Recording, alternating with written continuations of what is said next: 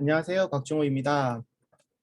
자, 우리가 이제 이번 시간부터는 부동산 감정 평가에 대한 이제 전반적인 부분에 대해서 학습하도록 하겠습니다.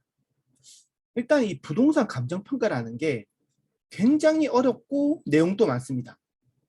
감정이 우리는 안 좋을 수밖에 없어. 그런데 우리가 반드시 이 우리의 감정을 완벽하게 정복해야지 시험에 합격할 수 있는 게 아닙니다. 우리 시험에는 대략 한 6문제 정도의 내용, 6문제 정도가 나오는데 그 중에서 절반 정도는 또 쉬운 문제가 몇 개가 나와요. 그래서 우리가 이제 전략적으로 접근한다면 우리가 이제 합격하는 데 있어서 감정 상할 일이 전혀 없습니다. 그리고 우리가 이 감정평가 이론이라는 것이 어찌됐건 이 부동산 가격에 대한 이야기죠. 뭐니? 우리의 최고 관심사 아닙니까?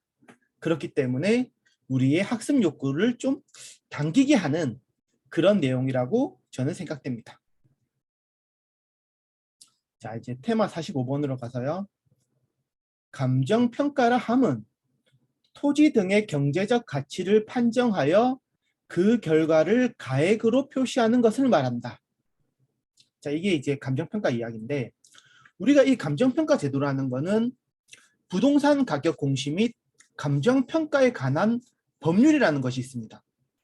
그 법에서 정의한 감정평가의 정의가 바로 테마 45번입니다. 우리가 이 테마 45번을 한번 세부적으로 한번 살펴본다면 자, 토지 등의 경제적 가치를 판정하여 가액으로 표시한 것이라고 합니다. 토지 등이니까 등. 토지뿐만 아니라 뭐 건물, 동산, 그리고 각종 권리관계, 경제적 가치가 있는 모든 것이 다 포함될 수 있겠습니다. 그런데 이제 우리는 이제 공인중개사 시험이니까 부동산에 대한 감정평가 이론만 나오겠죠. 우리가 다 이 정도 눈치는 다 가지고 있으시죠? 자, 우리가 이제 또 뭐 동산도 된다고 했으니까 핸드폰으로 한번 얘기해 볼게요. 내가 가진 핸드폰을 이것도 감정평가를 해야 돼. 왜냐? 이게 새 폰의 경우에는 당연히 소비자 가격이 있겠지만은 중고로 처분할 때는 가격을 알 수가 없죠. 똑같은 제품이라고 하더라도 중고 상태에 따라서 가격이 달라질 수밖에 없으니까. 그래서 내가 이 내 핸드폰을 내가 받고 싶은 가격대로 판매에 올렸다가 당근마켓 형님 누나들한테 쪽지로 혼나죠. 애놀이 팍팍 친 가격으로 조정되겠죠. 우리 핸드폰 판매할 때도 이런데 부동산의 경우에는 이 가치를 가격으로 환산하는 것이 훨씬 더 복잡합니다.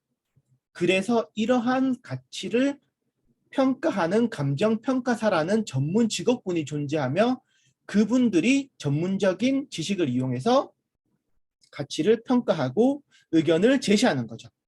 그래서 이 전문가들이 평가해 줌으로써 거래 질서가 확립되고 유지되는 것입니다. 그러니까 이 거래 질서 확립이란 유지가 감정평가로 인해서 이루어지지가 않으면 부동산 시장도 중고나라, 당근마켓하고 똑같이 흘러가는 거죠.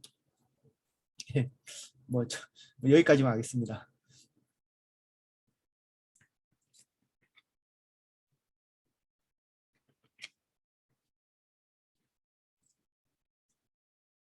자, 이제 이 전문가들이 이 가치를 평가한다면 이 경제적 가치를 가액으로 표시합니다.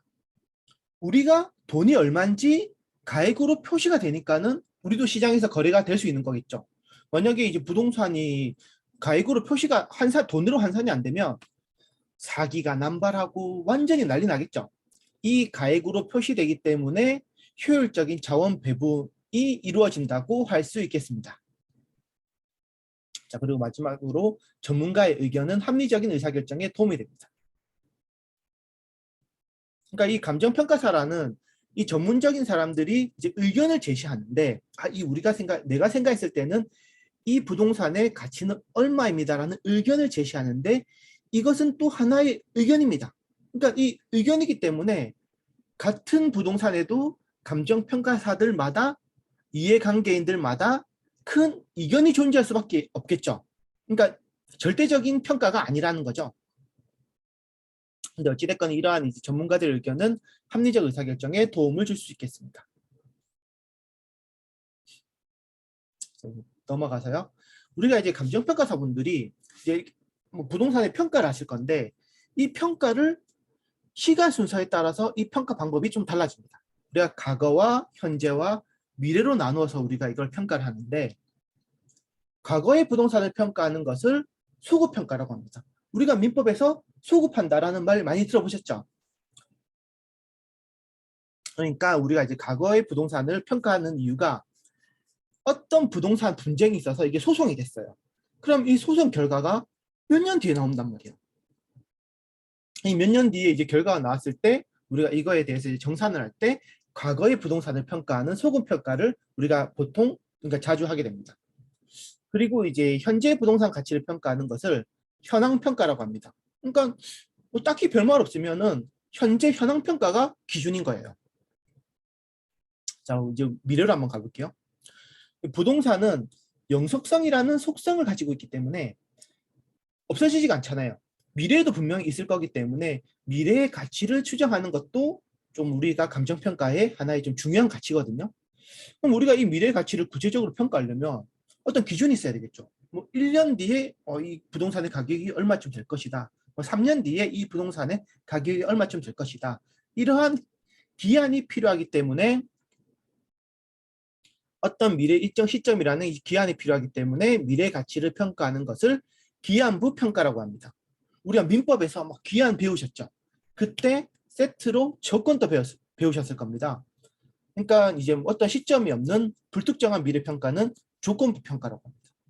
이 조건부 평가가 조금 이해하기 난해하기 때문에 기출 지문을 그냥 하나 보도록 하겠습니다. 이거 하나 정도만 알고 계셔도 시험 문제를 푸시는 데는 전혀 지장이 없기 때문에 자, 조건부 평가란 가격의 증감 요인이 되는 새로운 상황의 발생을 상정하여 그 조건이 성취되는 경우를 전제로 부동산을 평가하는 것을 말한다.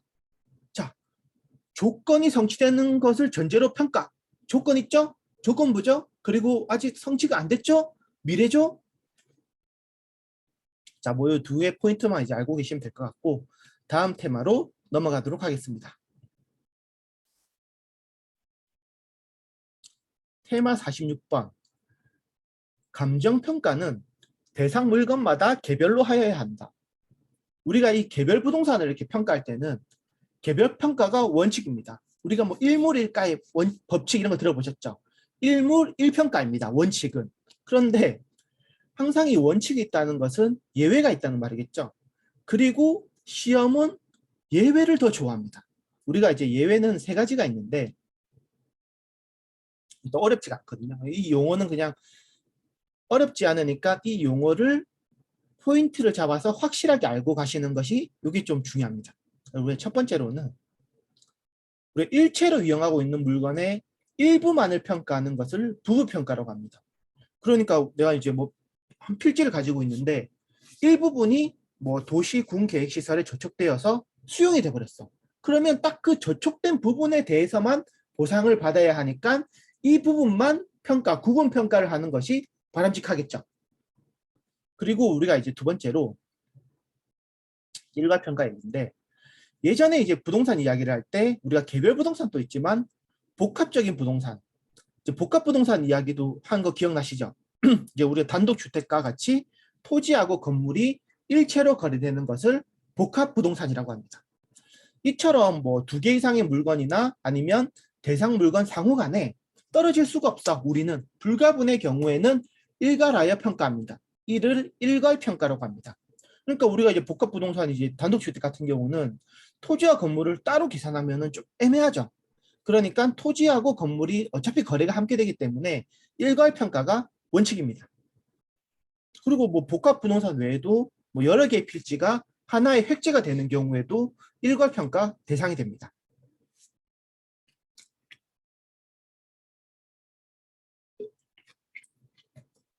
자, 마지막으로는 구분평가입니다. 우리가 하나의 물건이 있더라도 이 물건의 어떤 이 부분이 가치가 다르다면은 이를 구분해서 평가합니다. 뭐 예를 들어서 뭐 같은 건물인데 이 같은 건물이 있는데 여기가 도로야. 그러면 이 사람들이 많이 지나다니는 이 도로에 접한 부분하고 뭐 골목 안쪽에 아니면 뒤편에 있는 부분은 확실히 가치가 다르겠죠. 그리고 뭐 임야를 평가하는데 경사가 완만한 곳하고 경사가 이렇게 높은 곳이 있는 경우에는 이 완만한 거하고 높은 거하고의 가치가 분명히 다르겠죠. 그래서 이걸 하나로 평가하기보다는 각각 구분해서 평가하는 것이 합리적이겠죠. 그러니까 다른 예로 우리가 하나의 필지가 있어. 그러면 이 필지가 있으면은 이제 뭐 전면 아니면 뭐 밑에 부분은 이제 상업지로 사용을 할 수 있고 후면이나 위층 부분은 주거지로 사용을 한다면 이 가치를 각각 구분해서 평가하는 것이 배운 사람의 자세이겠죠. 그래서 우리가 이 시험에 한번 어떻게 나왔냐면은 이렇게 선지가 나왔어요. 이게 정답 오답 선지였는데 구분 평가란 일체로 이용하고 있는 물건의 일부만을 평가하는 경우를 말한다. 자, 우리가 시험장에서 긴장을 하다 보면 그러니까 이게 내가 그냥 문장을 해석하다 보면 이게 맞는 말 같단 말이에요. 그런데 실제로는 부분 평가에 대한 이야기를 서술해 놓고 구분 평가라고 한 글자만 바꿔 놓은 거죠. 구분 평가는 뭡니까? 가치가 달라야 돼. 가치가. 그러니까 뭐 좀 이런 부분을 좀 조심해 주셔야 될 것 같고요. 자, 오늘은 감정평가론을 시작하면서 우리가 이제 중간까지는 이제 감정평가 이론에 대해서 공부할 거거든요. 그래서 반드시 아셔야 되는 용어에 대해서 학습을 했고 많은 양을 공부하시기보다도 빈출되는 내용을 반복하셔서 확실히 알고 시험장에 들어가시는 것을 권해드리면서 다음 강의로 뵙겠습니다. 시청해 주셔서 감사합니다.